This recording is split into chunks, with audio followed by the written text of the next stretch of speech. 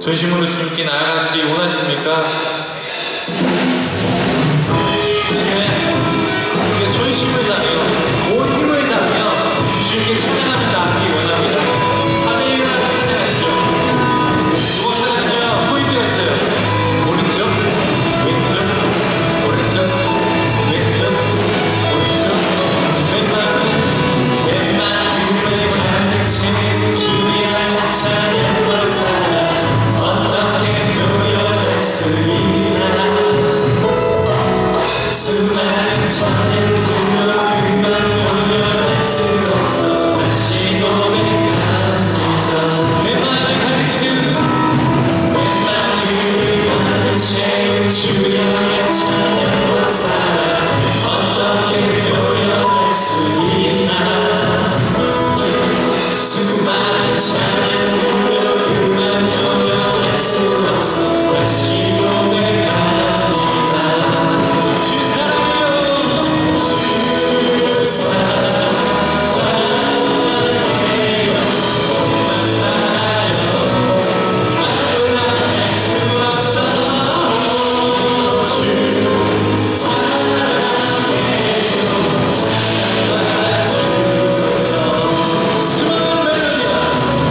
수많은 멜로디와 찬양을 불러주며 다시 고백하기 원하네.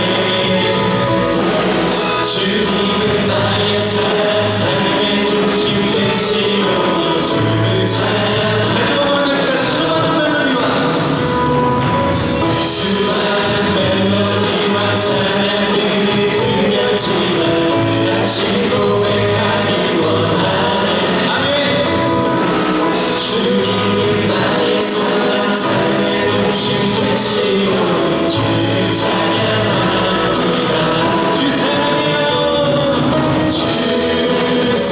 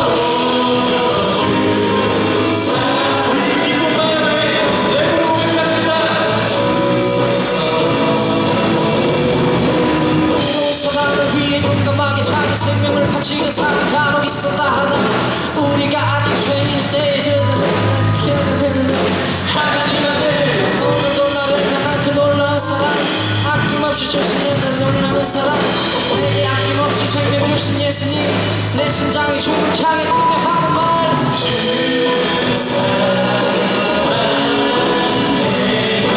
정말 나아요.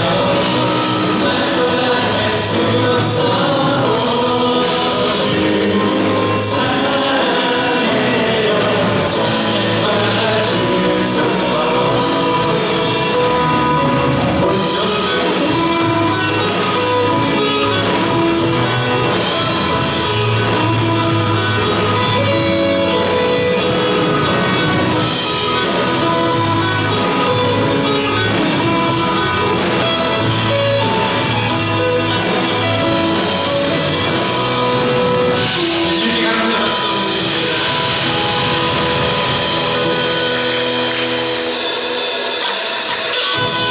몇몇 분이 앉아 계신데 우리 오늘 좀 일어나서 찬양합시다. 주님이 우리를 종이라 부르지 않으시고 친구 삼기 원하십니다. 그럼 하나님을 찬양합시다. 주님 어찌 날 생각하시는지 들으시는지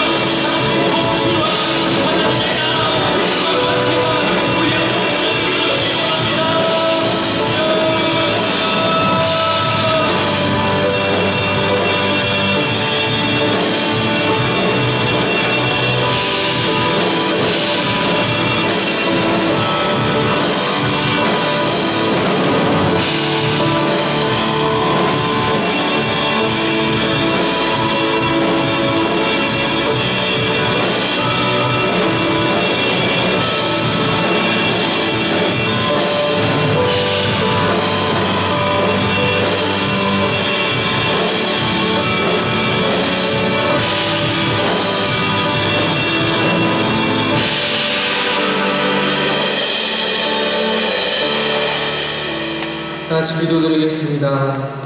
할렐루야. 주님의 거룩하신 이름을 찬양합니다. 하나님, 수고하고 지친 영혼들이 이 시간 이 예배, 이 여디디아 예배에 와 있습니다. 주의 전에서 평안을 얻게 하시고 거룩한 영으로 감화되는 귀한 시간 되게 하여 주시길 원합니다. 주님, 여러 수련회가 있었고 앞으로도 있습니다. 주님을 위한 잔치에 정말 우리 모두가 복음 앞에 다시 한번 세워지길 원합니다. 정말 우리가 추수할 일꾼들이 사방에 흐트러져 있어도 1년, 2년, 3년이 지나도 예수 믿는 우리는 전도한 사람이 한 명도 없이 살아도 무감각해져 버리는 저의 모습들을 바라봅니다. 복음의 간격이 식어져 예배만 보고 찬양을 그저 따라만 부르는, 예배당을 나가면 그저 들어오기 전과 다름없는 우리의 모습 가운데 있는 이 여디디아를 불쌍히 여겨주셔서 건져주시길 원합니다.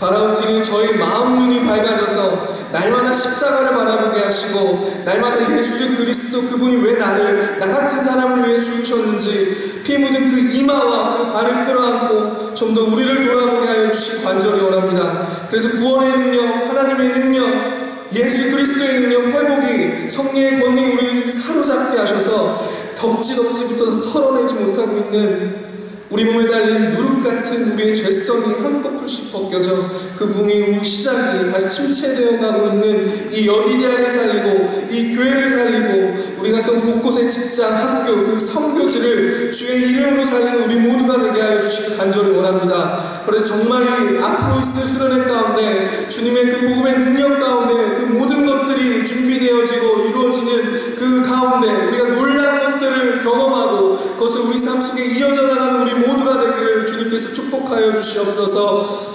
하나님, 이 시간 출애굽기를 통해 주님의 성막으로 우리를 불러주셔서 거룩하신 하나님의 성전과 예수 그리스도의 몸을 깨닫게 하시고 가슴판에 이 말씀을 새기는 시간 되도록 저희 마음밭을 기용해 주시고 주의 종의 입술에 기름 부어 주시길 원합니다. 하나님, 이 시간의 주인이신 하나님 홀로 영광 받아 주시옵소서. 감사드리며 예수 그리스도의 이름 받들어 기도 올렸습니다.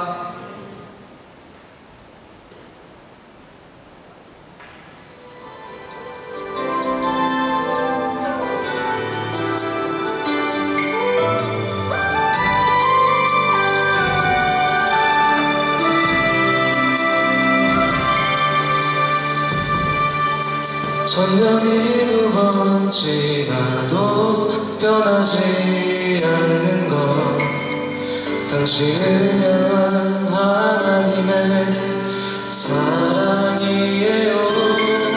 천년이 두 번 지나도 바꿀 수 없는 것, 당신을 향한 하나님의 마음이에요.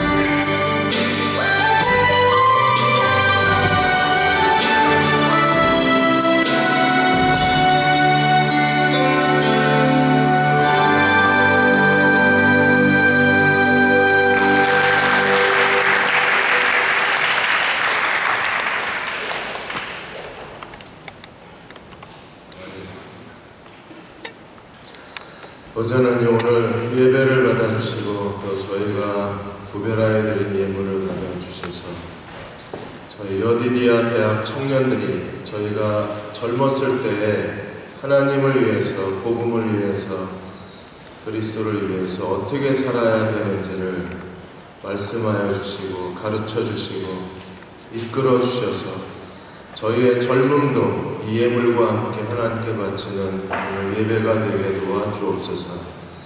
저희를 찾아와 주시고 저희를 만나 주시고 저희에게 말씀하여 주시고 무엇을 어떻게 해야 할지 지시하여 주시기 원합니다. 저희의 남은 날 동안에 오직 하나님의 영광을 구하고 하나님의 사람으로 살고 싶습니다. 저희들 하나님께서 이끌어 주시고 성령으로 기름 부어 주셔서 우리의 젊은 날이 하루하루가 좀 더 소중하게 주께 바쳐질 수 있는 헌신의 날들이 되게 도와주옵소서. 예수님의 이름으로 감사하며 기도하옵나이다. 아멘. 오늘은 26장에서 30장까지인데요. 출애굽기 29장에서 읽었습니다. 출애굽기 29장.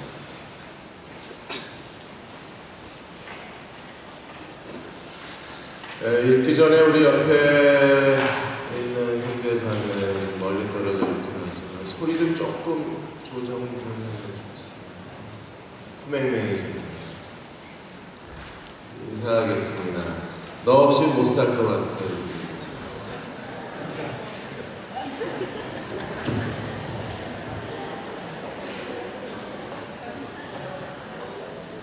다시 인사할까요? 주님 없이 못 살 것 같아.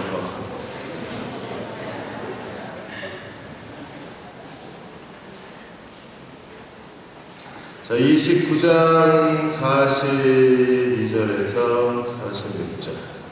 출애굽기 29장 42절에서 46절까지 같이 한 목소리로 읽겠습니다. 42절.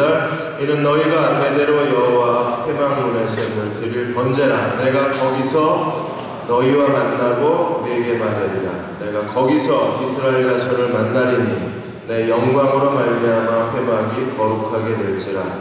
내가 그 회막과 제단을 거룩하게 하며 아론과 그의 아들들도 거룩하게 하여 내게 제사장 직분을 행하게 하며 내가 이스라엘 자손 중에 거하여 그들의 하나님이 되리니 그들이 내가 그들의 하나님 여호와로서 그들 중에 거하려고 그들을 애굽 땅에서 인도하여 낸 줄을 알리라. 나는 그들의 하나님 여호와니라. 아멘.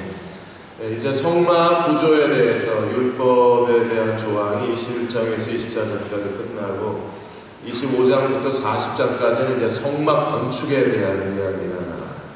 그래서 오늘 성막 건축과 대제사장에 대해서 말씀을 같이 나누겠습니다.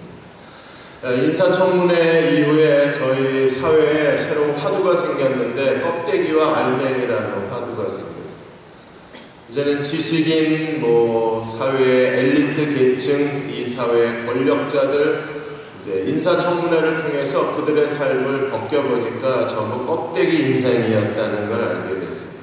어느 사이에 한국 사회가 이런 껍데기 엘리트를 만들어낸 것 때문에 결국 지금 이 시대에는 우리 시대가 만들어낸 껍데기 엘리트, 빈 껍데기의 사람들을 우리가 쳐다보면서 결국에 지금 우리 한국 사회가 긴축, 압축 성장을 해오면서 우리 사회가 얼마나 병들었는가를 그대로 보여주고 있다고 했습니다. 그러니까 능력도 없고 책임감도 없고 도덕성도 없고 윤리도 없는 껍데기 인생들. 그래서 이제는 오히려 알맹이가 더 귀하게 여겨지고 알맹이가 필요한 시대가 됐다고 했습니다. 한 칼럼니스트는 이제 더 이상 사람을 속일 수 있는 시대는 지나갔다 그랬어요. 인터넷 뒤지면 다 나오고 사람들은 모든 정보를 공유하는 시대가 됐기 때문에 껍데기 신앙, 껍데기 인격, 껍데기뿐인 엘리트는 이제 설 자리가 없다는 거예요. 사람을 속일 수 있는 세상은 정말 지나갑니다. 신앙도 마찬가지입니다. 우리가 교회만 열심히 다니고 교회 활동에 참석한다고 해서, 프로그램에 참석한다고 해서 그리스도의 제자처럼 보여지는 시대는 이미 지나갑니다. 신앙의 알맹이를 우리가 찾아야 되고, 알맹이가 있는 신앙의 인격자가 돼야 돼요. 이제 더 이상 속이기도 싫어요. 그렇죠? 속이고 싶지도 않고. 이제는 억지로 교회를 다니는 시대도 이미 지나가 버렸어요. 이제는 억지로 교회를 다니지 않아도 부모가 뭐라 그러지 않고, 뭐 선후배가 우리를 강요하지도 않기 때문에 이제 억지로 뭐 껍데기 신앙인으로 살아갈 이유도 사실은 없어졌어요. 그러면 우리가 신앙 그리스도의 제자로 산다 그러면 좀 더 신앙의 알맹이를 가져야 되는데, 그 신앙의 알맹이를 보여주는 모습이 그게 성막론입니다. 그래서 성막론은 예수 그리스도의 비유라 그래서 번제단이 그리스도의 무엇을 상징하고, 물두멍이 그리스도의 무엇을 상징하고, 향단이 그리스도의 무엇을 상징하나, 그런 그 성막론에 대해서 여러분들이 뭐 지금까지 몇십 번씩 들었을 거기 때문에 오늘은 성막에 대한 개관을 저희가 잠깐 나누려고 합니다. 성막이 하는 기능이 뭐냐? 왜 하나님께서 시내산에서 하나님이 이스라엘 백성에게 성막을 지으라고 명령하신 이유가 어디 있는가? 출애굽한 지 불과 3개월 만에 시내산에 머물면서 거의 1년 동안 하나님이 율법을 주시고 성막을 짓게 하신 거거든요. 성막을 왜 지으셨나? 그 성막을 지으신 목적이 오늘 본문에 나오는 거예요. 42절 43절에 보시면 내가 너희를 만나고 싶다는 거예요. 그래서 하나님과 인간의 만나는 만남의 장소, 미팅 플레이스가 성막이에요. 그러니까 하나님의 성막을 지어 놓으시고 말씀하시기를 내가 여기서 너희를 계속 만나겠다는 거예요. 그래서 성막이 하는 가장 중요한 기능이 내가 너희를 만나겠다. 그 다음에 45절에 36절까지는 하나님께서 내가 너희와 같이 있고 싶다. 내가 너희에게 거처를 정하리라. 그래서 하나님이 아예 이사를 오신 거예요. 그래서 거룩한 하늘에 계신 하나님이 모세를 통해서 성막을 하나 지어 놓으시고 이제 내가 여기 살겠다 그러는 거예요. 하나님이 이스라엘 백성을 얼마나 사랑하셨는지 내가 너희와 같이 살 거야 이러고 내려오신 게 성막이에요. 그러니까 성막을 건축하는 것은 하나의 제사 드리는 기구를 만들어내는 게 아니라 하나님과의 인격적 관계입니다. 하나님이 내가 널 만날 거야, 내가 너랑 같이 살 거야, 너 있는 곳에 나도 같이 살 거야, 이렇게 하나님이 우리 가운데 거처를 정하시는 게 성막의 중요한 비밀이고, 그리고 성막이 우리에게 주는 메시지입니다. 왜 이렇게 하실까요? 우리가 출애굽기 19장 5절과 6절에서 하나님이 출애굽 언약에서 하나님 이스라엘 백성에게 세 가지를 말씀하셨는데, 하나님의 소유, 제사장 나라, 거룩한 백성, 이 세 가지를 약속을 하셨어요. 하나님의 소유, 출애굽하고 유월절을 통해서는 하나님의 소유된 백성이 됐습니다. 그리고 제사장 나라, 이 제사장 나라로 섬기시기 위해서 하나님께서 성막을 지게 하시고 그 다음에 제사 제도를 명령하십니다. 거룩한 백성을 세우시기 위해서 우리에게 율법을 주신 겁니다.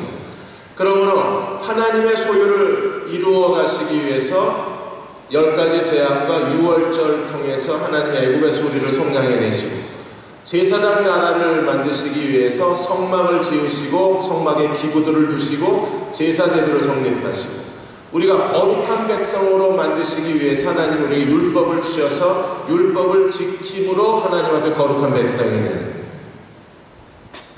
그러면 이 하나님이 우리와 함께 거하신다, 하나님이 우리를 만나신다, 하나님을 만나는 게 제사 제도가 될 것이고, 하나님이 우리와 더불어 같이 사신다는 게 율법에 대한 율법의 공동체를 의미하는 걸 거예요.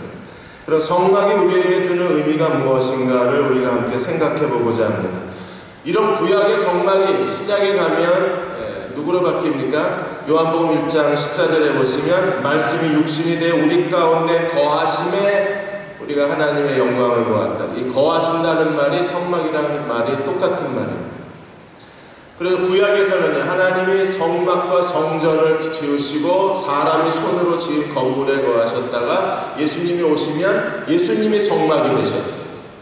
그래서 예수님이 하나님이 거하시는 성전이 되셔서 우리는 예수님을 통해서 하나님을 만나게 되고, 예수님을 통해서 하나님 우리 가운데 거하심을 알게 되는.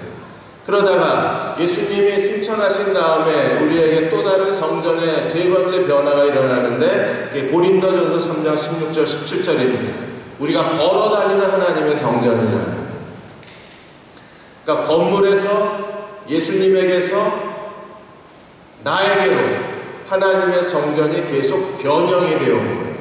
여러분, 이건 성전 아닙니다. 이건 그냥 예배당이에요. 예배 드리는 집이지 이게 하나님이 거하시는 성전이 아니에요. 하나님이 거하시는 성전은 구약의 성막에서 예수님에게서 그리고 우리로 옮겨오죠. 우리가 걸어다니는 하나님의 성전입니다. 고린도전서 3장 16절 17절에 뭐라 그랬습니까? 너희 몸이 하나님의 성전인 것과 하나님의 성령이 너희 안에 거하시는 걸 알지 못하느냐? 하나님의 성전이 거룩하니 너희도 거룩할지. 그래서 우리가 성전이에요. 그래서 하나님이 우리를 만나실 뿐 아니라 하나님이 우리 안에 거하셔서 지금 하나님은 누구랑 더불어 살고 계십니까? 나랑 같이 살고 계세요. 여러분이 혼자 사는 게 아니라 지금 하나님이 같이 살자고 그러셨는데 하나님이 지금 백성 가운데 하나님이 자기 백성 가운데 살고 계신데 그 자기 백성이 누구예요? 나예요. 그래서 내 안에 성령이 내주하시면서 내가 걸어다니는 하나님의 성전이 되고 나는 하나님과 같이 사는 거예요. 그래서 여러분들이 룸메이트가 하나님. 놀랍지 않나요? 그리고 예수 그리스도의 몸으로서의 교회가 에베소 2장 18절에서 20절까지 나와 있는 것처럼 예수 그리스도의 몸으로서의 교회가 우리가 그리스도의 이름으로 함께 모였을 때 우리 모임 자체가 하나님의 성전이 돼요. 그래서 전 세계에서 유니버셜 처치 하나님의 성전이 전 세계에서 지금도 계속 건축 중에 있는 거예요. 그러므로 우리는요, 더 이상 구약의 모세를 통해서 지은 성막을 이 시대에 다시 건축할 필요가 없어요. 이미 성전이 계속 변형돼서 내가 하나님의 성전이고 하나님이 나와 함께 계시고 그리고 나와 함께 살고 계시고 나를 통해서 하나님이 만나시기 때문에 우리가 하나님의 성전입니다. 옆 사람 쳐다보십시오. 걔가 하나님의 성전입니다. 주님이 거기 계세요. 노크 좀 해보지. 이번에 캐톨릭 뉴스에서 인천의 한 교구에서 300억짜리 건물을 하나 선교센터를 짓는다 그랬어요. 그래서 한 인천 교구의 한 사제가 300억짜리 건물을 짓는데 지금 인천 교구에 있는 자기 교인들은 평균 80%의 사람들이 17평짜리 아파트, 서민 아파트를 사는 17평짜리 서민 아파트를 사는 사람이 300억짜리 선교 피정 영성센터를 짓는데 그러면 평균 교구 그 가정 하나가 100만 원씩을 내야 되는데 우리 교구 사람들은 100만 원씩 낼 돈 없다. 그리고 지금 이런 시대에 뭐하러 300억짜리 피정센터를 짓냐. 1년에 몇 차례 이용도 안 하고 1년 내내 비워두는 건물을 왜 지어야 되냐. 그것도 이 300억짜리 피정센터가 국내 최대 규모라. 그러니까 이런 거에 대해서 캐톨릭 내에서도 자성의 목소리가 많아요. 1년에 겨우 몇 주 쓰자고 국내 최대, 세계 최대의 선교센터 짓고 건물 짓는데 캐톨릭도 모든 교인들이 다 균등하게 나누어서 모두가 다 똑같이 내야 돼. 그래도 개신교는 그래도 기회가 있어요. 많이 가진 사람 많이 내고 적게 가진 사람 적게 내는 건데 캐톨릭은 다 똑같이 내요. 가난한 사람들은 정말 부담이 되는 거예요.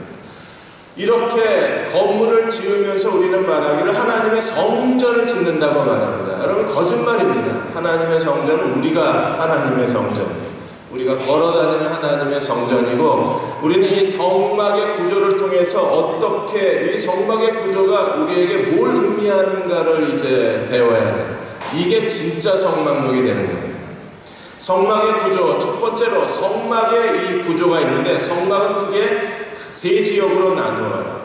제일 먼저 울타리를 지나서 울타리 문을 지나가면 제일 먼저 성전들에 뭐가 있어요? 번제단이 있고 물두멍이 있습니다.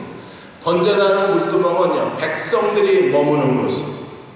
그 다음에 제사장은요, 물두멍에서 손을 씻고 다시 성소 문으로 들어가면 그 안에 성소가 있고 3분의 1은 지성소고 3분의 2는 성소입니다. 그래서 제사장은 성소에 들어가서 거기서 하나님을 섬겨요. 그 성소 안에는 3가지 기구가 있습니다. 떡상이 있고 등대가 있고 향단이 있습니다.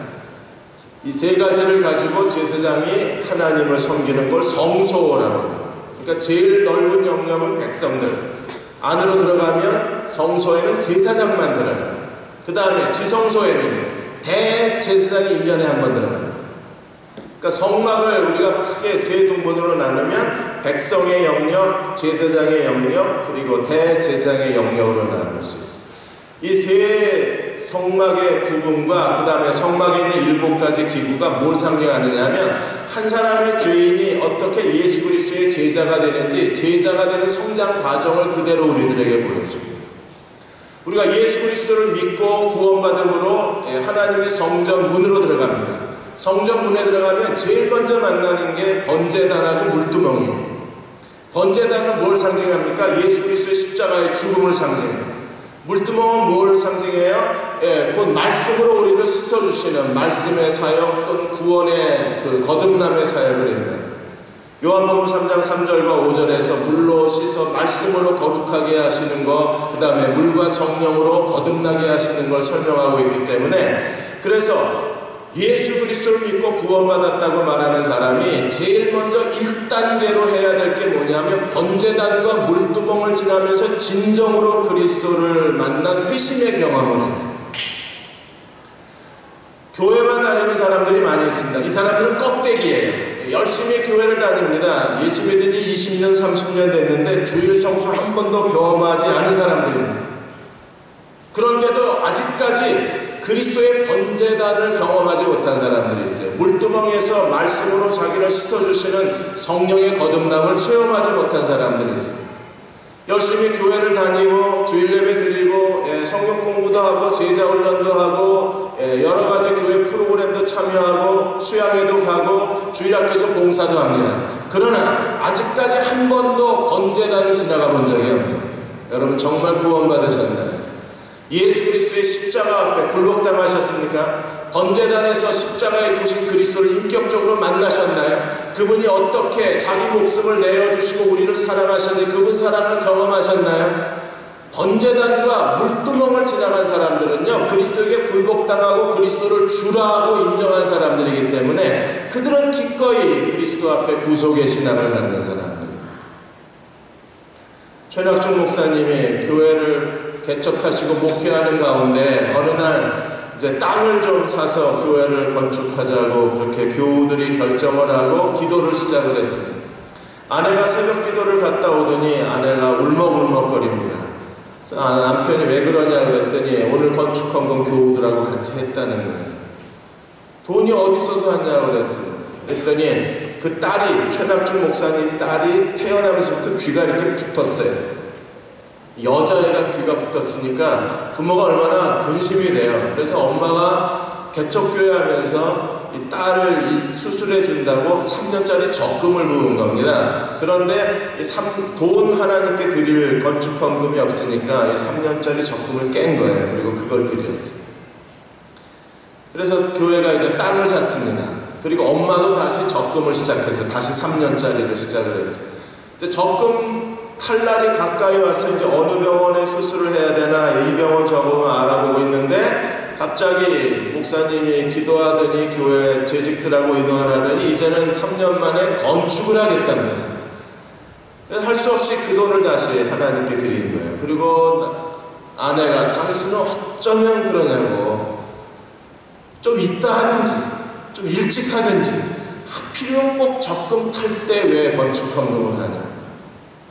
근데 이미 뭐 하나님께 드렸으니 또 목사님이 먼저 드리지 않으면 교인들이 또 드리질 않으니까 그렇게 적금을 깨고 딸이 밥 먹을 때 아침에 나갈 때 머리카락을 늘어뜨려서 귀를 감추는 걸 보면 엄마가 가슴이 찢어지는 거예요. 그렇게 1년이 지나고 2년이 지나고 교회 건축 때문에 이제 적금도 못해요. 월급 타기도 어려운 상황입니다. 그러다 어느 날 신문을 봤는데 신문에 이 붙어있는 귀를 단 한 번에 이 귀 수술을 하는 박철 교수 기사가 딱 뜬 거예요. 그래서 최 목사님이 당장 그 병원에 연락을 해서 그 교수님을 만나서 자기 딸 보여주고 이게 수술하는데 얼마나 걸리겠냐 그랬더니 자기가 바로 지금 그 수술을 하고 있는 거예요. 7년 동안에 건축헌금하고 대지연금 건축헌금을 하느라고 딸 수술을 못했는데 7년 동안에 의학이 그만큼 발달을 한 거예요. 그래서 전에는 수술을 한 10차례 해야 된대요. 떼어내고 성형하고 한 10차례 해야 된다는데 이번에는 박철 교수가 단번에 그것도 아주 간단하게 이 분리수술을 하는 거예요. 그래서 최 목사님이 그 얘기를 교인들한테 간증하면서 국민일보 겨자씨에다 이걸 올려놨어요. 하나님은 공짜가 없다. 여러분, 딸아이 귀 이 떼어주는 수술을 하려고 적금을 군 걸 어떻게 하나님께 드릴 수 있어요? 이거 계모 아니에요? 아니, 정말 자기 딸이면 그걸 어떻게 하나님께 드립니까? 그런데 그걸 하나님께 드릴 수 있는 마음이 그 사람들이 어떤 사람이에요? 정말 번제단을 지나간 사람. 하나님의 사랑이 뭔가를 깨달았고 하나님의 말씀으로 거듭난 사람들이 번제단과 물두멍을 지나간 사람들이 하나님께 드릴 수 있는 삶이 그런 헌신인 거예요. 이 사람은 두 번째 문을 지나갑니다. 두 번째 문을 지나가서 성소에 들어가게 되면 그 성소는요, 제사장 외에는 못 들어가요. 일반 백성이 성소에 들어가면 들어가자마자 즉사를 당합니다. 제사장만 들어가요. 제사장들이 그곳에서 자기 순서를 따라서 하나님을 섬기는 곳이 성소입니다. 구원받고 회심을 한 사람들이 이제 두 번째 제자의 단계에서 그들은 어떤 사람들입니까? 성소에서 하나님을 예배하고 하나님과 교제하는 사람들입니다. 그들은 날마다 하나님과 교제하기를 힘쓰고 하나님과 더불어 매일의 삶을 동행하기를 힘쓰고 그리고 하나님을 예배하고 섬기는 데에 즐거움을 얻는 사람들입니다. 우리가 하나님을 섬기기 위해서 필요한 세 가지가 뭐예요? 떡상, 그 다음에 등대, 그리고 촛대, 그 향단. 이 세 가지를 가지고 제사장들이 성소에서 하나님을 섬기는 것처럼 우리는 그리스도와 더불어 예배를 드리고 또 말씀을 듣고 찬양하고 공동체로 모이고 그리고 매일 큐티를 통해서 말씀과 기도로 하나님과 지속적으로 교제하며 나아가는 사람들, 이 땅의 진정한 예배자들이요 그들이 그리스도의 제자들이에요. 그들은 하나님을 예배하는데 온 힘을 다 기울입니다. 하나님을 예배하는 걸 즐거워합니다. 그리고 하나님과 예배하는 게 그들의 삶의 최우선순위입니다. 그들은 형식적으로 예배하는 사람들이 아닙니다. 기계적으로 예배드리는 사람들이 아니라 예배 시간마다 그들의 가슴을 채우고 마음을 다 바치고 열정적으로 하나님을 예배하고 온 마음을 다하여 하나님을 예배하는 진정한 예배자들이 성소에서 하나님을 섬기는 제사장들. 오늘 여러분들이 여디리아 예배 때마다 온 힘을 다해서 하나님을 예배하는 진정한 예배자가 되시기를 축원합니다. 하나님이 온 땅을 두루 감찰하셔서 전심으로 자기를 찾는 자를 찾으신다고 하셔서 여기서 전심으로 자기를 찾는다는 말이 예배한다는 말이에요. 예수님도 요한복음 4장에서 뭐라고 그러셨어요? 하나님이 이렇게 예배하는 자들을 찾고 계신다 그랬습니다. 어떻게 해요? 신령과 진정으로 예배하는 자를 찾으신다 그랬어요. 지금 여러분이 예배드리는 자세를 한번 생각해 보십시오. 이 예배, 이렇게 예배드리면 하나님이 찾으시는 예배자일까요? 지금 이렇게 예배드리는 게 하나님을 기쁘시게 하는 예배일까요? 지금 이렇게 예배드리는 사람이 성소에서 떡상과 향단과 촛대를 가지고 예배드리는 참 예배자라고 말할 수 있을까요? 여러분 안에 떡상은 있습니까? 여러분 앞에 촛대는 켜져 있나요? 등잔은 켜져 있습니까? 여러분 안에 계속 향은 피어오르고 있나요? 우리가 한 시간 한 시간 예배 드릴 때, 찬양할 때, 그리고 공동체 안에서 교제를 나눌 때 거기에 떡상이 있고 향단에 아름다운 향이 피어져 있고 그리고 금으로 만든 등대에는 거룩한 등불이 켜져서 성소 안을 환히 비춰야 돼요. 그의 영혼에 빛이 있고 그의 영혼에 만족하는 충만함이 있고 그의 영혼에 아름다운 향기가 있는 사람들, 이 시대의 진정한 예배자로 사는 사람들. 여디디아 예배, 우리 권전도사님과의 더불어 하는 이 찬양과 지오스의 찬양 속에서 여러분들이 하나님을 인격적으로 만나고 또 함께 말씀을 들을 때 말씀 가운데 계신 그리스도의 음성을 듣고 우리가 그 안에 기쁨이 있고 그 안에 충만함이 있고 그 안에 진정한 즐거움이 넘친다면 우리가 드리는 예배야말로 하나님이 찾으시는 예배자. 하나님이 그런 예배자를 찾으셔 어떻게 하신다 그랬습니까? 전심으로 자기를 향하는 자들에게 능력을 베푸신다 그랬어요. 그들의 삶에 능력이 넘치고 그들의 삶에 기쁨이 넘칩니다. 저는 한 시간 예배 설교 때마다 최선을 다해서 설교하려고 애를 씁니다. 잘하지 못해서 그렇지 이게 지금 최선을 다하고 있는 거예요. 왜 그러냐면 주일날 한번 예배를 망치게 되면 일주일 동안 그분들은요 정말 기분 나쁘게 살아야 돼요. 일주일 동안 불쾌하게 살아야 됩니다. 목사가 한번 예배를 망치고 설교를 망쳐버리면 일주일이 통 비는 거예요. 뭐 중간에 수요 예배에 오시면 다행이고 금요일까지 오시면 정말 고마운 일이지만 주일날만 예배 드리는 사람들은 주일 예배 한번 놓치면 일주일 동안 아무것도 할 수가 없잖아요. 그래서 온 힘을 다해서 하려고 애를 많이 씁니다. 어떤 분은 왜 설교를 오늘 하고 그만둘 거냐, 좀 오래 할 거면 좀 살살 하라 그러는데 살살 할 수가 없어요. 왜냐하면 설교라는 게 포람네오예요. 지금 하나님이 내 뒤에 앉아 계신다고 생각하고 하는 게 설교예요. 시간을 낭비할 수도 없고 허튼 소리를 할 수도 없고 이런저런 쓸데없는 이야기를 늘어놓을 수가 없는 게 설교라는 것은 마틴 로이드 존스가 말한 것처럼 포람네오예요. 하나님의 면전 앞에서 하는 거기 때문에 온 힘을 다해서 할 수밖에 없습니다. 그러다 쓰러지면 어떡하냐? 죽으면 되죠. 이렇게 놀래. 그냥 죽으면 천국 가는 거죠. 먼저 가서 기다릴게. 빨리 오세요.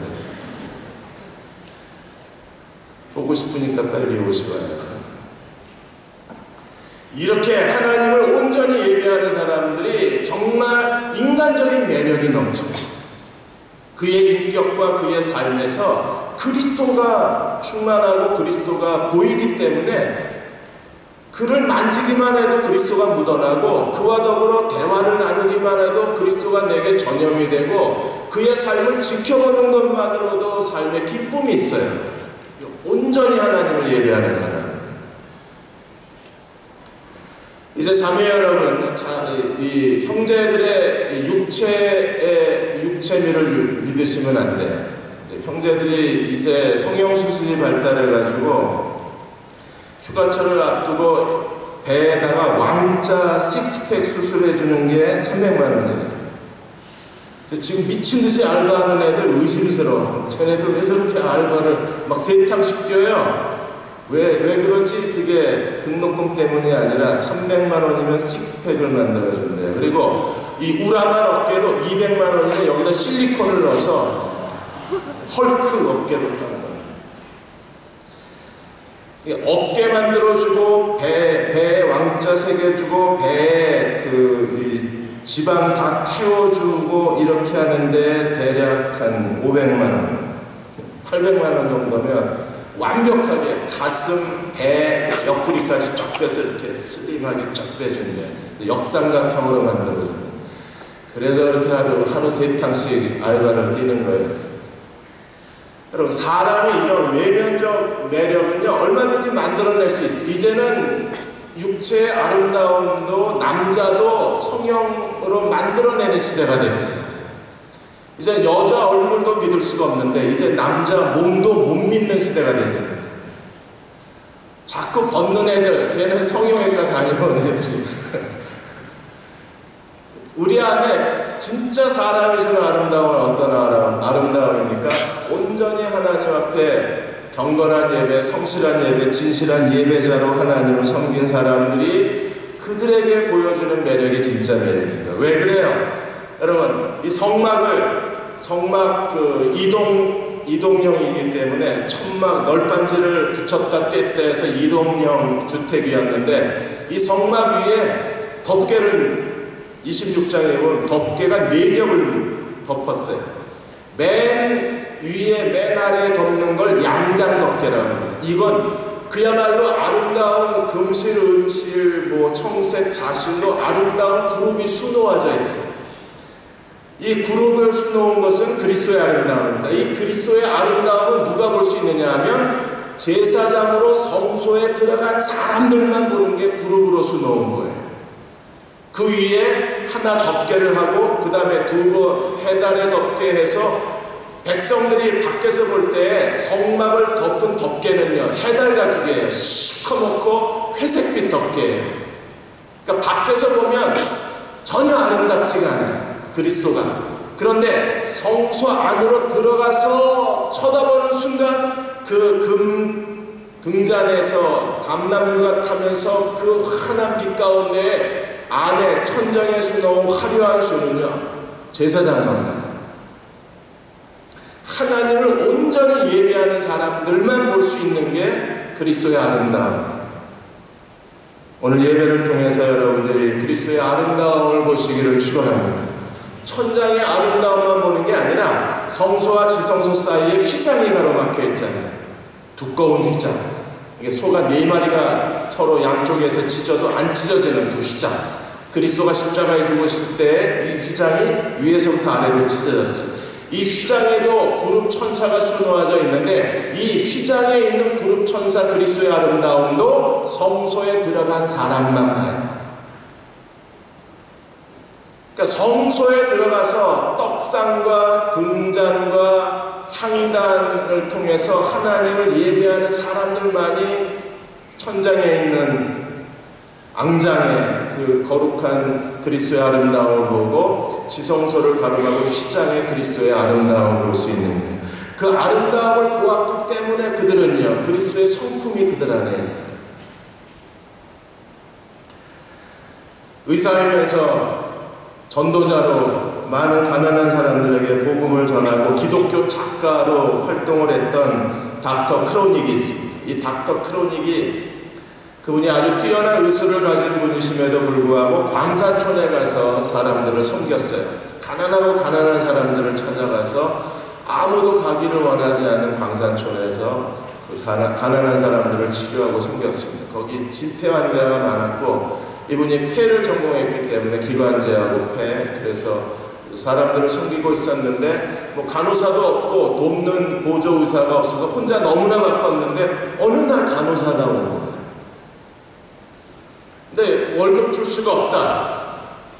여긴 제대로 아무런 뭐 복지시설도 없다 그랬는데 이분이 정말 성실하게 월급은 줄 수 있을 때 줘도 된다 그러면서 이 크로닉 박사를 도운 겁니다. 가만히 보니까 뭔가 무슨 사정이 있어서 도망치다가 여기까지 오신 분 같았는데 아주 신실한 크리스찬이셨어요. 그래서 정말 기쁨으로 일했습니다. 환자들을 대할 때 정말 환한 미소로 대하고 항상 사람들을 기분 좋게 해주고 자기 일에 최선을 다해서 성실하고 어떤 일이 있으면 퇴근 시간이 지났는데도 밤늦게까지 새벽 1시, 2시까지 남아서 일하는 거에 대해서 전혀 거부감이 없었어요. 그래서 어느 날 닥터 크로닉이 그 간호사를 보면서 이렇게 얘기합니다. 하나님께서 당신을 이곳에 보낼 사람이 아닌데 하나님이 당신의 가치를 보지 못한 것 같다. 당신은 훨씬 더 크고 훨씬 더 중요한 일을 할 수 있는 사람인데 왜 여기에 와 있는지 내가 잘 이해를 하지 못하겠다. 나는 고맙지만 당신은 이보다 더 큰 가치를 가진 사람인데 아깝다는 생각이 든다. 이 얘기를 했어요. 그랬더니 간호사가 이런 말을 했습니다. 하나님께서 나에게 그런 가치를 인정해 주시고 박사님께서 나의 가치를 알아주시면 그것으로 나는 행복합니다. 그리고 닥터 크로닉이 그 광산촌을 떠날 때까지 그 간호사도 안 떠나고 계속해서 동역자로 또 좋은 같은 복음 전도자로 그렇게 하나님을 헌신을 했어요.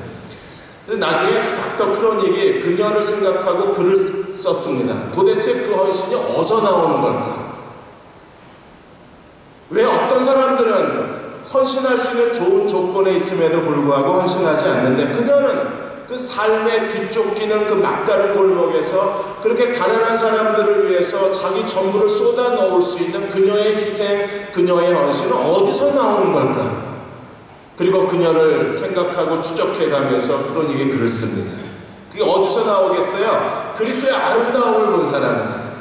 여러분, 우리 가운데 정말 실생적인 사람들은요, 그리스도의 아름다움을 본 사람들이에요. 그들은 매일 천장에 앙장에 그리스도의 아름다움을 보고, 눈만 뜨면 지성소 휘장의 그리스도의 아름다움, 그 영광스러운 아름다움을 눈으로 본 사람들이기 때문에 그들은 그리스도께 헌신하는 거에 기쁨을 헌신합니다. 그런데 마당에 있는 사람들은요, 아무리 쳐다봐도 널빤지밖에 안 보이고, 아무리 쳐다봐도 회색빛 그 해달 가죽밖에 안 보이기 때문에 그리스도께 헌신할 수가 없어요.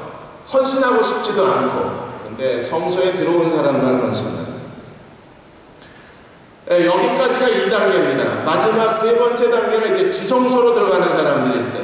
우리를 보고 지성소에 들어가라는 게 아닙니다. 대제사장이 되라는 게 아니라 제자의 삶의 단계가 마당의 단계가 있고 성소의 단계가 있고 지성소 단계가 있다는 거예요. 편의상 그렇게 구별을 하는 겁니다. 마당에서는요, 어떤 일이 벌어져요? 우리가 구원받고 회심을 경험하는 겁니다. 백성들은 마당에 있어요. 성소는 누구만 들어가요? 제사장만 들어갑니다. 그들은 정말 진정으로 하나님을 예배하는 신령과 진정의 예배자들입니다. 온 마음을 다해서 예배하는 사람들.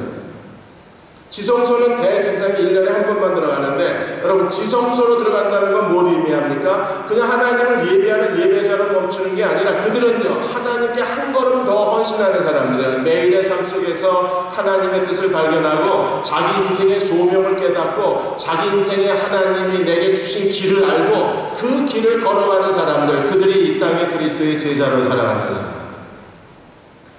그들은 하루하루가 그냥 일상적인 삶의 반복이 아닙니다. 오늘 주일날 오전에도 설교한 것처럼 그들은 분명히 하나님이 내게 주신 사명을 아는 사람들이에요. 자기가 이 땅에 사는 동안에 성취해야 할 하나님의 비전이 있는 사람들입니다. 제가 우리 그 자매한테, 이름이 뭐지? 이경우. 네 이름 잊어버렸다. 우리 시를 쓰라 그랬는데, 영문, 수경이, 역시 수경자매. 수경자매가 어느 날 저한테 시를 하나 써준 거예요. 근데 그 시를 읽는 순간에 제 안에 번쩍하는 게 있었어요. 이거 그냥 시가 아니라는 생각이 들었어요. 그래서 제가 수경자매한테 시를 써라. 무조건 써라. 쓰는 대로 나한테 이메일로 보내요. 이게 어쩌면 수경자매가 자기만의 인생에 하나님의 주신 사명이 될지도 몰라요. 수경자매 안에 하나님이 그걸 이미 주셨어요. 그걸 우리가 밖으로 꺼내야 되는 거예요. 이게 지성소의 삶이에요. 지금 계속 시를 쓰고 제가 약속을 했습니다. 50개 이상 쓰면 내가 잘 아는 시인이 있으니까, 시인 협회가 있으니까 거기다가 문장을 가다듬어서 시집을 내주기로 제가 약속을 했어요. 교회가 안 내주면 내 돈으로 낼게. 당연히 여러분이 한 권씩, 아니 10권씩은 사야지. 그래서 여러분들이 주변에다 놓아주세요. 그 시를 읽는 순간에 그 안에 그리스도의 얼굴이 보였어요. 그 종이에다 이렇게 노트에다 써서 줬는데 제가 그냥 그 시를 한 번 읽고 그냥 킵할 수가 없어서 그냥 제 그 뒤에 게시판에 붙여놨거든요. 그러니까 우리 모두의 삶 속에는 자신만의 지성소가 있는 거예요. 그러니까 그걸 찾아야 돼요. 그걸 찾고 그 지성소에서 하나님을 섬겨야. 여러분, 지성소에 뭐가 있어요? 법궤가 있어요. 법궤 위에 속죄소가 있고, 그 법궤 안에는 뭐가 들어있습니까? 하나님의 율법책이 들어있고, 아론의 쌍난 지팡이가 들어있고, 그 다음에 40년 동안 이스라엘 백성을 먹인 만나가 들어있는. 그러면 이 법궤 안에 들어있는 만나, 아론의 쌍난 지팡이, 2개의 십계명 돌판 뭘 의미합니까? 그게 그리스도 그분의 3가지 직분이고, 그리스도 그분의 신성이고, 그리고 그리스도가 거기 살아계신 거잖아요. 그리고 하나님의 거룩한 보좌가 하나님의 말씀을, 율법을 지키고 계신 거예요. 그런 형상이 지성소에 보여지는 법궤와 시운자의 형상입니다. 그러면 왜냐하면 우리가 어떤 사람이 지성소까지 들어간 사람이냐 하면 하나님의 뜻을 알고 그 뜻을 성취해내간 사람이에요. 지난주에 주일날 이동희 목사님 전주 안디옥 교회 얘기를 제가 교우들에게 해드렸습니다. 전주 안디옥 교회 이동희 목사님은 헌금의 70%를 선교와 사회봉사에 내놓는 교회입니다. 그 교회는 아예 깡통교회라고 해서 아마 가보신 분도 계실 거예요. 전주 안디옥 교회는 전체 교인들의 헌금의 10%를 가지고 교회 예산을 사용합니다. 그러면 각 부서는 어떻게 하냐? 부서는 자기네들이 알아서 운영을 합니다. 교회에서 부서에 보조비 안 줍니다. 그리고 그 교회는 아예 먹을 거 안 줍니다. 돈도 없고 10% 갖고 운영을 해야 되니까 돈도 없고 먹을 거 아이들이 집에서 먹다 지쳐서 온 애들 교회에서까지 또 먹을 걸 줄 필요가 없다 그래서 아예 먹을 걸 안 줘요. 그리고 그 교회 아이들은 그냥 교회 오면 먹을 거 안 주고 학용품 안 주고 상품 안 주는 걸로 알고 살아요. 그렇게 교회가 절약하고 절약을 해야 10% 가지고 교회 운영이 가능하니까 결국에 그 안에 제가 겨울에 설교하러 갔었는데 그날 굉장히 추웠고 막 바람이 많이 불었는데 가운데 툭밥난로 4개인가 있었어요. 바람이 부니까요 연통으로 바람이 거꾸로 들어와가지고 툭밥난로에 불씨가 날리면서 순식간에 예배당안이 연기로 가득 찼습니다. 설교를 하는데요 가뜩이나 제가 이게 예민한 상황인데 이 연기가 탁탁탁탁 이러고 설교를 하는데 그러거나 말거나 교인들은 태연하게 앉아서 설교합니다. 연기를 많이 드신 모양이에요. 너무 자연스럽고 너무 익숙해졌어요. 70%를 내보내고 20%는 적립을 하고 10% 그렇게 했는데 교인이 4,000명이 모였어요. 여러분 이 교회는요 철저하게 지성소의 교회예요.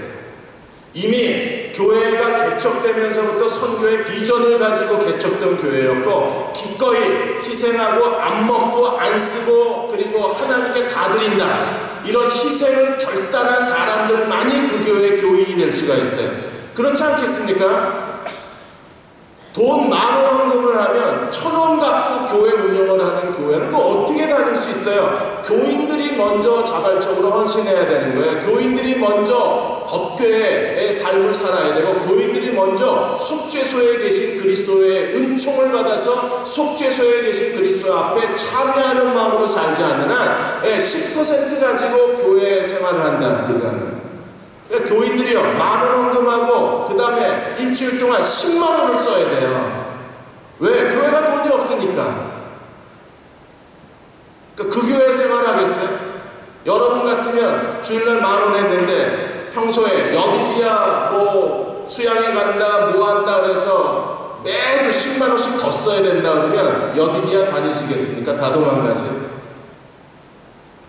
지성소에는 아무나 들어가는 게 아니에요. 거기는 정말 그리스도에게 굴복하고 그리스도께 헌신한 사람들만이 들어가는 거예요. 그래서 지성소의 삶을 우리가 뭐라 그래요? 자아가 교체된 사람이라고 합니다. 이제 내가 사는 것이 내가 아니요 내 안에 그리스도가 사신 것을 어떤 사람이에요? 그리스도를 위해서 십자가, 그리스도를 위해서 죽어도 좋다고 고백한 사람입니다. 나는 주님을 위해서 오늘 죽어도 기쁘다고 말하는 사람입니다. 그리스도를 위해서 죽을 수 있기 때문에 그리스도를 위해서 다 드려도 아깝지가 않은 거예요. 여러분 우리도 한번 그렇게 삽시다. 아무도 대답을 한 사람 좀 움찔할 줄 알았는데 NG 내고 다시 한번 합시다. 여디냐 어차피 인생 한 번 사는 거예요. 2번 살지도 못해. 사람은 연필로 써서 뭐 지웠다 다시 쓰지만 인생이라는 건 이게 연필로 쓰는 게 아니에요. 인생이라는 건 아주 유성 페인트로 쓰는 거야. 지워지지도 않아. 그렇다 그러면 한 번쯤은 지성소에 들락날락 거릴 필요가 있지 않아요. 바울이 고백한 것처럼 죽는 것도 유익하다고 말하는 사람들이 지성소에 살아요. 주님을 위해서 바치는 걸 아까워하지 말고 기꺼이 주님께 우리 자신의 전부를 드리고 기꺼이 이 땅에 살아가는 동안에 하나님의 영광만을 구하고 하나님 나라로 확장하는 일을 위해서 우리가 자신을 내어드릴 수 있다면 얼마나 좋을까. 오늘 주호 캡틴이 기도한 것처럼 우리 안에 이 전도의 열풍이 일어나고 헌신의 열풍이 일어나고 그리고 젊은이들이 영적으로 하나님 앞에 거룩한 자각이 일어나서 우리 자신을 하나님께 내어드리는 그 뜨거움이 되살아나질 수만 있다면 그들이 지성소의 사람들. 그러면 우리가 이 지성소의 삶을 살아가는데 또 하나 중요한 게 뭔가 28장 29장에서 대제사장이 중요한 거예요. 성막이 있는데 제사장이 없다. 하나님 못 만나요. 반드시 성막에서 제사장과 대제사장이 봉사를 해야만 우리는 성막에서 하나님을 만날 수 있어요. 제사장이 없이는요, 내가 아무리 좋은 양과 영과 소를 갖고 있어도 하나님 앞에 제물을 못 드려요. 내가 아무리 추수를 많이 했어도 제사장이 없이는 내가 하나님 앞에 이 소제를 못 드려요. 그래서 아주 중요한 두 가지가, 하나는 성막이 있어야 되고 하나는 제사장이 있어요. 그럼 제사장은 오늘 우리에게 무슨 의미가 있는가? 여러분 29장에 보면 하나님께서 대제사장을 위해서 옷을 지었는데 가장 아름다운 옷을 지어줬어요. 왜? 가장 거룩한 직분을 감당하라. 그래서 거룩한 옷을 지어주시고 거룩한 직분을 감당하라 그랬어요. 그러면 거룩한 옷, 거룩한 직분이 해야 할 대제사장, 오늘 우리에게 누구인가라고 하는 거예요.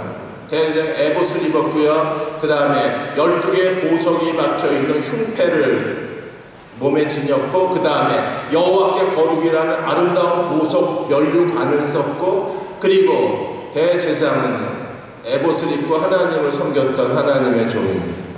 그러니까 이런 우림과 둠빔을 또 몸에 걸치고 하나님의 뜻을 분별했었어요. 그러니까 대제사장은 굉장히 특별한 거예요. 우림과 둠빔, 그 다음에 12개의 보석의 흉패, 그리고 보석 면류관, 그리고 가장 그 화려하고 아름다운 그 옷을 입고 하나님을 섬겼습니다.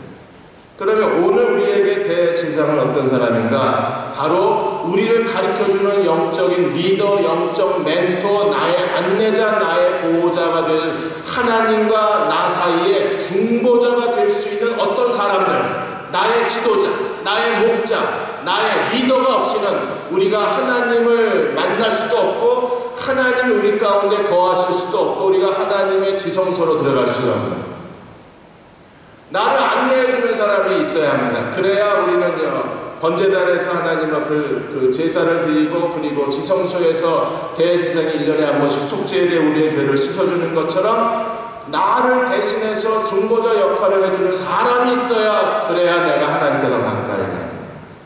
그래서 고린도전서 3장 5절에서 9절까지 보시면 심는 이나 물 주는 이가 아무것도 아니거든. 왜 아무것도 아니에요? 심는 사람이 있어야 돼요. 그래야 뭐가 그 싹이 날 거 아니에요? 심는 사람이 있어야. 심는 이 바울은 심었고 그 다음에 아볼로는 물을 주었습니다. 그런데 심는 이나 물 주는 이가 아무것도 아니라고 하는 이유는요, 바울이 심고 아볼로가 물을 지었는데, 그 물을 주었는데 자라게 하시는 분은 하나님이시죠. 거꾸로. 그러면 하나님이 자라나게 하시려면 반드시 필요한 게 뭐예요? 심는 이와 물 주는 이가 필요해요. 그럼 다시 역으로 심는 이와 물 주는 이가 없으면 하나님이 자라게 하지 못한다는 거예요. 그럼 오늘 내게 가장 중요한 사람이 누굽니까? 하나님은 당연히 나를 자라나게 하시는 분이십니다. 그분은 1년 12달 나를 자라나게 하시는 분이십니다. 하나님이 나를 자라나게 하시려면 내게 먼저 있어야 될 사람이 누구예요? 내게 먼저 필요한 삶의 조건이 뭡니까? 누군가가 내게 말씀을 심어주고 누군가가 내게 물을 부어주지 않으면 하나님이 자라게 하지 못합니다. 여러분들이 방주로 돌아가서 캡틴을 만날 때 캡틴의 얼굴을 가만히 쳐다보십시오. 내가 저 사람한테 내 인생 맡겨도 되나 하는 질문을. 저 캡틴이 하나님과 나 사이에 중보자가 되어줄 수 있는 사람이에요. 아니라고 판단되면 즉시 이적 요청을 하시면 저희가 트레이드 해드리겠습니다. 방출해드리고 다른 데로 옮겨드릴게요. 우리가 그만큼 영적 중보자는 중요해요. 뭘 술렁술렁거려 그냥 하나님이 보내신 줄 믿고 거기서 죽어. 방주를 떠나지 말고 방주에서 죽어. 왜 이런 일이 필요하냐면 하나님이 사람 중보자가 있어야 하나님이 우리를 자라나게 하실 수 있기 때문에 아무리 모세가 성막을 지혜로운 사람들이 성막을 지어놨어도 아론과 그 아들들이 제사장 역할을 하면 이 성막은요 빈집이에요. 아무도 여기서 하나님을 만날 수가 없어요. 제사장이 없으면 이 성막은요 그냥 모형하우스예요. 거기서 사람이 살 수가 없어요. 그런 것처럼 하나님께서 우리에게 좋은 리더를 주시고 영적 멘토를 주시고 영적 중보자를 주신 것을 감사하고 우리가 그들을 통해서 하나님 앞에 나아가기를 힘써야 해요. 그래서 모든 팔로워들이 세일러들이 캡틴을 붙잡아야 돼요. 여러분들이 온 힘을 다해서 캡틴을 붙잡고 가야 합니다. 왜냐하면 캡틴과 더불어 같이 걸어가지 않으면 우리가 성막에서 하나님을 예배할 수 없기 때문에 하나님께서 우리의 이 모든 방주를 편성해 주시고 캡틴을 세워주셨다는 하나님의 주권을 믿고 어쨌든 캡틴의 손을 잡아야 돼요. 그리고 같이 가야 돼요. 그리고 온 마음으로 우리가 함께 걸어가야 돼요.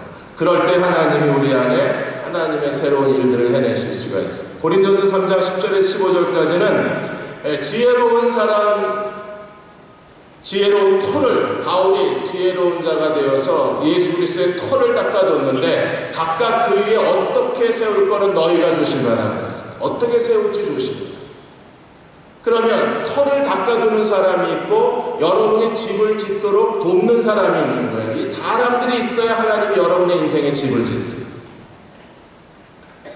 제가 지난 월요일날 체코 프라하에 갔습니다. 프라하에 갔다 오긴 했는데 어디 갔다 왔는지 잘 모르겠어요. 공항에 도착을 해서 프라하 한인 침례교회로 갔다가 거기서 한 15분 떨어진 호텔에 갔다 4성급 호텔에 갔는데 이 호텔이 에어컨이 안 나요. 한낮에 막 35도까지 올라가는데 에어컨이 안 나요. 전 죽는 줄 알았습니다. 프라하 한인 침례교회에도 에어컨이 안 나요.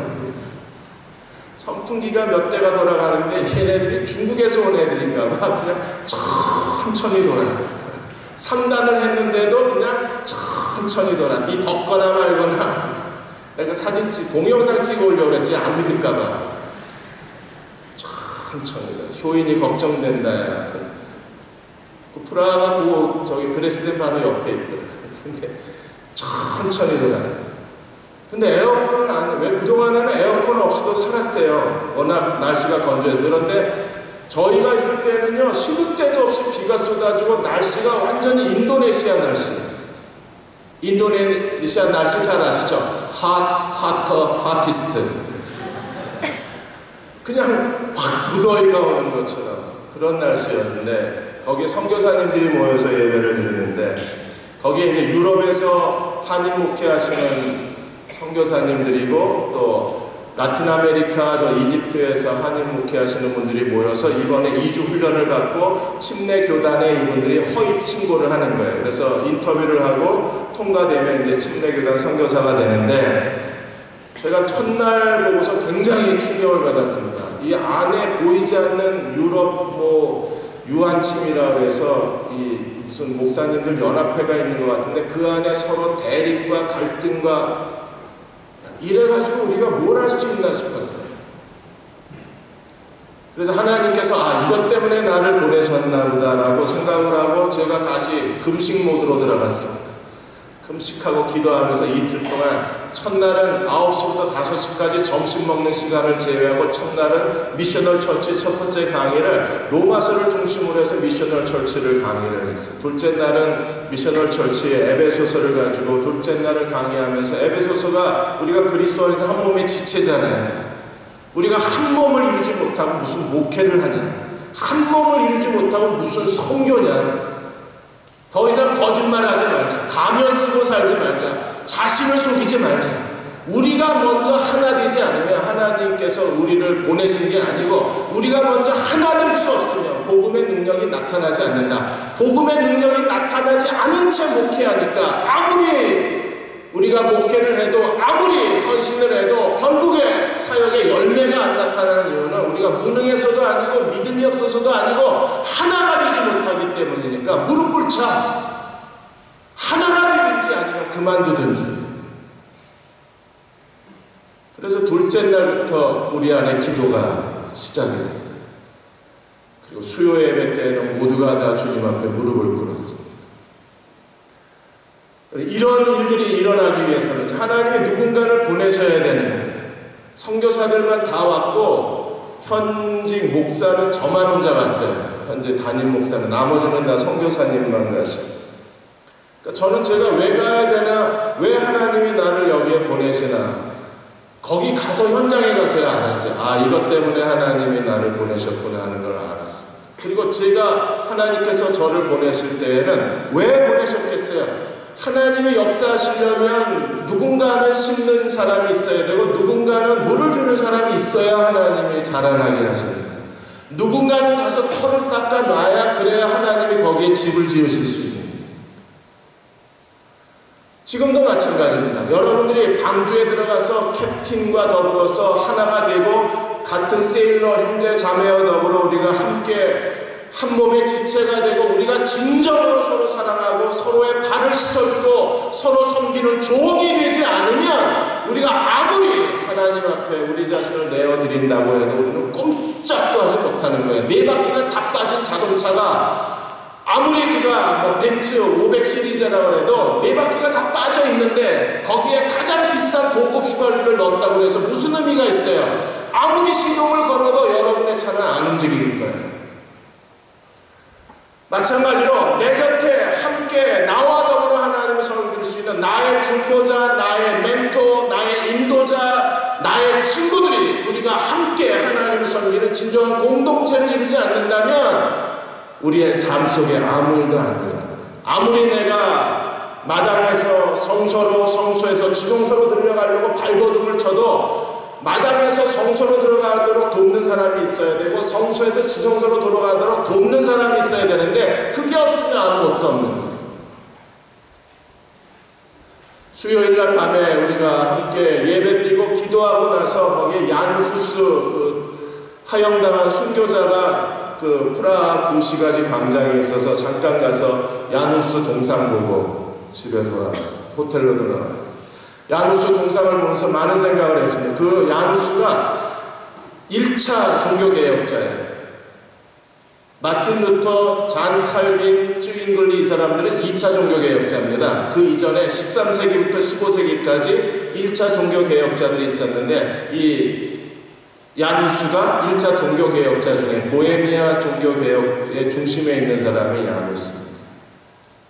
마지막 화형당하면서 그분이 외친 말이 뭐냐면 진리를 사랑하라, 진리를 붙들어라, 진리를 지켜라, 진리를 말하라, 진리를 들어라. 진리에 대한 7 명제를 얘기하고 그가 이런 예언을 남기고 죽어요. 나는 지금 거위는 불타 죽이지만, 후스라는 게 체코어로 거위입니다. 거위는 불타서 죽이지만 그날 100년 뒤에 백조가 나타나니 너희는 백조의 노래를 멈추게 할 수는 없다 그랬어요. 그 백조가 바로 마틴 루터입니다. 그래서 102년 만에 마틴 루터가 95개 조항을 붙이면서 종교 개혁을 시작해요. 그래서 그 얀 후스 동상 앞에서 잠시 그 생각을 하면서 동상을 쳐다봤었어요. 저런 사람들이 있었기 때문에 오늘 우리가 하나님의 복음을 들고 이 자리에 서 있는 거예요. 불에 타 죽으면서까지도 진리를 사랑하고 진리를 붙들고 진리를 말하고 진리를 듣고 진리를 수호하라고 외친 그런 시대의 성각자들이 있었기 때문에 그들은 로마 캐톨릭을 거부하고 그들의 억압과 핍박과 그들의 완력에도 불구하고 불에 타 죽으면서까지도 그리스도 편에 서 있었던 그런 사람들이 있었기 때문에 오늘 우리가 그리스도를 섬기는 거잖아요. 지금 내 곁에 그런 사람들이 우리 곁에 필요한 거야. 정말 그리스도 안에 신실한 사람들이 내 앞에 있어야 되고 내 옆에 있어야 되고 내 뒤에 있어야 돼요. 그 신실한 사람들과 더불어 함께 걸어갈 때 지성소 문이 열리는 거예요. 그 신실한 사람과 함께 걸어갈 때 하늘의 문이 열리는 거예요. 그리고 우리는 하나님의 능력의 손에 붙잡힌 바 되어서 쓰임받을 수 있습니다. 제리 화이트가 쓴 정직, 도덕 그리고 양심이라는 책, 조이 출판사에서 나온 책 아마 여러분이 읽어보셨을 거기에 존스 홉킨스 대학의 한 연구 결과에 대한 그 이야기를 제리 화이트 이분이 써놓으셨는데 어느 날 사회사업복지과의 한 교수가 대학원생을 데리고 가서 거기서 할렌가에 가서 그 할렌가의 청소년 200명을 대상으로 해서 표본조사를 합니다. 모든 사회학적 표본조사와 인성조사와 가정조사 그리고 범죄자의 여러 가지 데이터를 다 합쳐서 이 청소년들 가운데 200명 가운데 앞으로 죄를 짓고 교도소에 갈 확률이 얼마나 되나를 그 자료로 조사하는 거예요. 그래서 그들이 밤을 새고 아이들을 인터뷰하고 모든 자료와 데이터를 다 모아서 그래서 발표를 나중에 보고서를 했는데 그 중에 98%가 교도소 갈 확률이 높다고 나왔어요. 그리고 나서 오랜 세월이 지난 다음에 한 다른 사회학과 교수가 오래된 자료를 정리하다가 이 할렘가 이 보고서를 우연히 보게 됩니다. 그리고 호기심을 갖게 돼요. 정말 이 아이들이 다 교도소에 갔습니다. 그래서 자기가 이렇게 학생들을 대상으로 해서 그 자료와 명단을 다 넣어주고 이 아이들을 리서치 시켰습니다. 그래서 이분들이 전부 그 사회보장 거기에 들어가서 이 사람의 이름과 그때의 주소를 대소해서 이 사람들을 찾아냈는데 200명 가운데 180 몇 명을 찾아내요. 거의 대부분을 다 찾아내요. 어떤 사람이 일부 죽었고 어떤 사람은 다른 나라에 가 있고 그래도 거의 한 182명인가 정도를 다 찾아냅니다. 그러면 그때의 사회 지표상, 사회 통계상 교도소 갈 확률이 98%라 그랬는데 그 중에 몇 명이 교도소 갔는가를 조사했는데 4명만 갔어요. 나머지는 교도소 안 갔어요. 그래서 어떻게 이 통계가 이렇게 틀릴 수가 있나. 이래서 교수가 다시 그 사람들을 개인적으로 인터뷰를 해서 어떤 일이 일어났는가를 조사했는데 그 182명의 사람들 중에 78%의 사람들이 대답하기를 그때에 어떤 부인이 자기들 곁에 있었다. 그 부인은 교회 주일학교 선생님. 그때 어떤 부인이 자기들을 돌봐줬대. 그래서 어떤 부인이 누군가를 알아보고 찾아갔는데 나이 많아 늙으신 분이셨는데 얘기를 하니까 기억을 해내셨어요.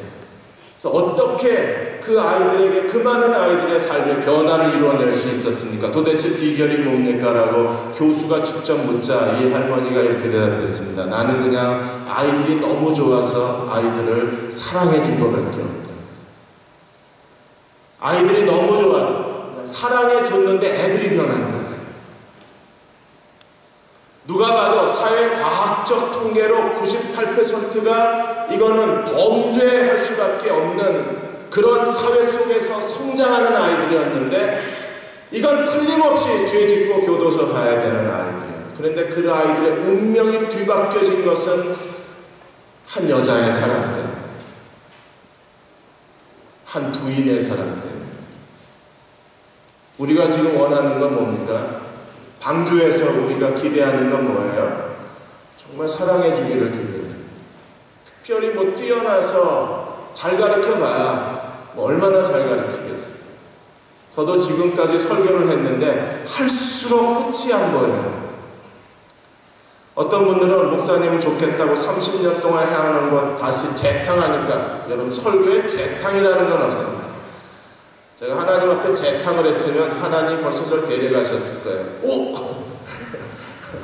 갑자기 막 누가 끌어당기는 것 같아요.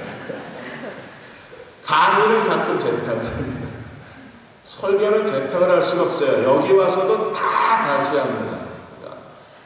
결국에 설교를 하루 종일 설교를 준비하는 거예요. 그러니까 할수록 끝이 안 보여요. 그러니까 성경을 잘 가르쳐봐야 이건 도대체 끝이 없는 거예요. 우리가 뭐 여러 가지 좋은 것들을 우리에게 준다 그래도 더 좋은 걸 줄 수 있는 사람이 많잖아요. 그런데 우리가 다른 사람에게 정말 줘야 할 단 하나가 있다면 사랑하는 거, 좋아해줘, 곁에 있어줘. 방주 안에, 우리 여드리아 방주 안에서 캡틴이 세일러에게, 세일러가 캡틴에게, 그리고 우리가 서로가 서로에게 그러다 가끔 음흉한 마음을 품는 애가 있어요. 그러거나 말거나 그냥 우리가 진정으로 주님 안에서 사랑해주면 그래서 경험한 사람이 있는데 눈빛이 반짝하는 거 보니까 음흉하게 사랑해도 또 어쨌든 사랑이잖아요. 받아주세요. 연인 노릇 좀 해주세요. 대답을 안 하면 그렇게 쳐다봐요. 그런 사랑으로 우리가 서로 곁에 머물러 준다면 사랑이 우리를 변화시켜 줄 수 있는 그런 여디디아 여러분들이 되셔서 우리 안에 성막이 있고 우리 안에 제사장이 있는, 그러니까 구약에 이미 역사 박물관에 있는 성막과 제사장이 아니라 오늘 내 삶 속에, 내 신앙 속에 성막이 살아있고 제사장이 살아있는 하나님의 종들이 되어주세요. 하나님께서 우리에게 지성소의 문을 열어주실 겁니다. 그럼 저와 여러분 되시기를 주의 이름으로 축원합니다. 다 일어나셔서 나의 갈 길 나가도록 찬양하고 기도하시면 좋겠습니다.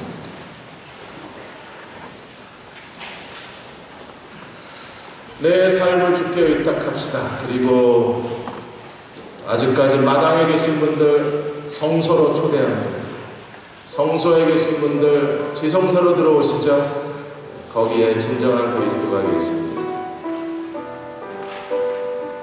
나의 갈 길 나가도록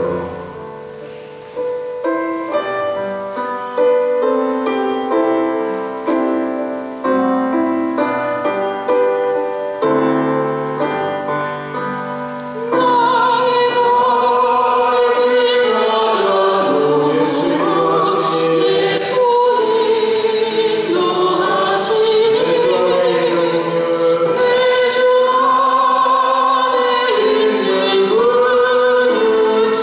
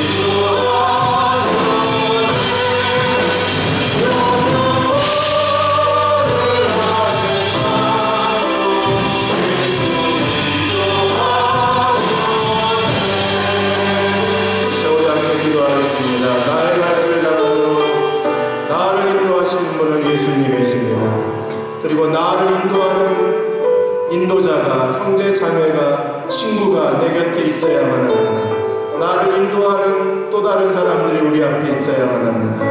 하나님, 우리 안에 진정한 성막이 세워지게 하시고 우리 안에 제사장이 세워지게 하여 주셔서 우리를 하여금 예수 그리스도로 말미암아 하나님 앞에 온전히 헌신하는 삶을 살게 도와주시고 우리가 서로 사랑함으로 서로가 서로의 제사장이 되어 하나님께로 서로를 데려갈 수 있는 연기와 공동체가 되게 도와주시고 대원 공동체가 되게 도와주시고 우리 모두의 교회 생활이 되게 도와주시옵소서. 우리 한 이름과 그리스도 성령을 기도하겠습니다.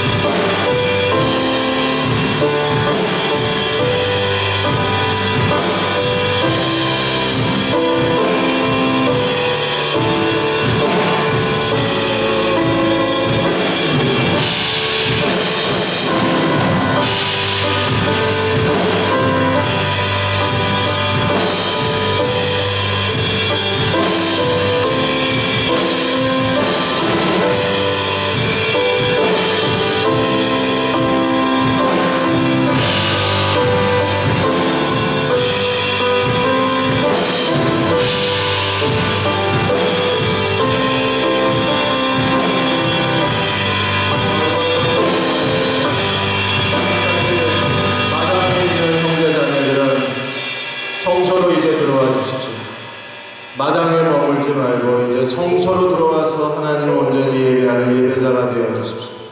성소에 계신 분들은 이제 지성소로 초대합니다. 여러분, 지성소 안에 들어와서 그리스도와 함께 자기 인생의 비전을 찾고 인생의 목적을 찾고 내가 어떻게 사는 사람이어야 되는가 자기 자신을 찾는 사람이 되었으면 합니다. 하나님, 우리로 하여금 마당에서 성소로 옮겨가게 하여 주시고 성소에서 지성소로 옮겨가게 하여 주셔서 이제 내가 사는 것이 그리스도라 고백할 수 있는 여러분이야 형제자매가 되게 도와주시고 오늘 사부 예배 함께 드리는 모든 예배자들이 되게 도와주옵소서. 우리 한 번 더 간절히 복종을 기도하겠습니다.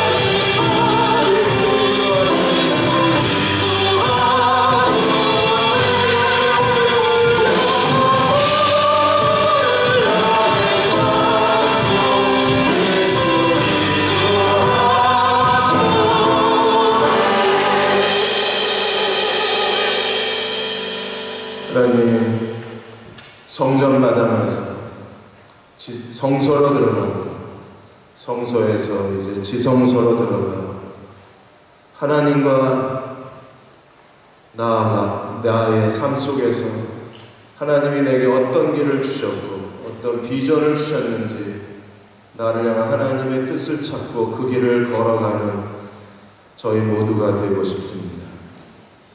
하나님 저희에게 기름 부어 주옵소서. 우리는 서로 곁에 머물러 있고 싶습니다. 그리고 마치 제사장이 하나님과 백성의 중보자로 성막에서 하나님을 만나도록 도와준 것처럼 내 곁에 있는 사람들이 하나님을 만날 수 있도록 내가 중간에 돕는 자가 되고 싶습니다. 하나님의 다리처럼 연결자가 되어주고 싶습니다. 우리가 진정으로 서로 사랑하게 하여 주옵소서. 서로 섬기게 하여 주옵소서. 서로의 발을 씻어주게 하여 주옵소서. 서로 우애하고 존경하기를 서로 먼저 하게 하여 주옵소서. 우리 안에 진정한 섬김이 있게 도와주사 나와 너가 서로가 서로에게 제사장이 되어 하나님께로 인도하는 여디디아가 되게 도와주시고 대흥교회가 되게 도와주옵소서. 하나님 우리는 이제 지성소에서 하나님 섬기고 싶습니다. 모두가 다 지성소에로 초대받는 형제 자매가 되게 도와주시고 여디디아가 되게 도와주시고 사부 예배자가 되게 하여 주옵소서. 지금 우리를 죄에서 구원하신 우리 주 예수 그리스도의 은혜와 하나님 아버지의 무한하신 사랑하심과 성령의 인도하시고 위로하시며 도우시는 7월의 마지막 주일 예배 드리고 돌아가는 모든 여디디아 형제 자매와 사부 예배자 그리고 그분들의 가정과 자녀들 그리고 우리의 기도와 계획 가운데 이 민족과 이 땅의 모든 교회와 아직도 실종자를 애타게 기다리는 세월호 가족들 위해 지금부터 영원히 함께 하시기를 간절히 축원하옵나이다. 아멘.